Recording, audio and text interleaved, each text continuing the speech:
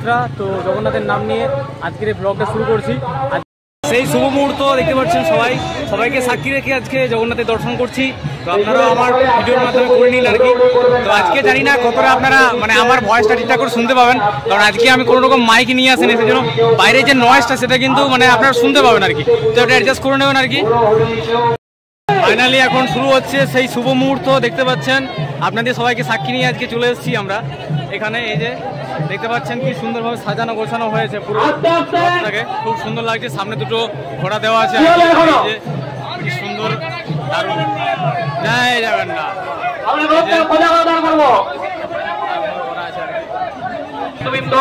পুজো দিতে চান, রথের দড়ি পর্ত ওই বাচ্চাটা নিয়ে পরে একটু বেরিয়ে যান, বাচ্চাগুলো নিয়ে বেরিয়ে যান, বাচ্চাগুলো একটু বেরিয়ে যান, আমরা রথ বেরোয় সামনে এগোবো।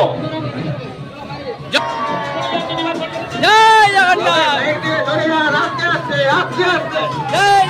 আস্তে আস্তে সোজা করে, আস্তে আস্তে সোজা করে, আস্তে আস্তে চলো, আস্তে আস্তে চলো, আস্তে আস্তে চলো। নতুনগঞ্জ ব্যাপারিয়া রথ কমিটির রথ আস্তে আস্তে এগিয়ে চলেছে।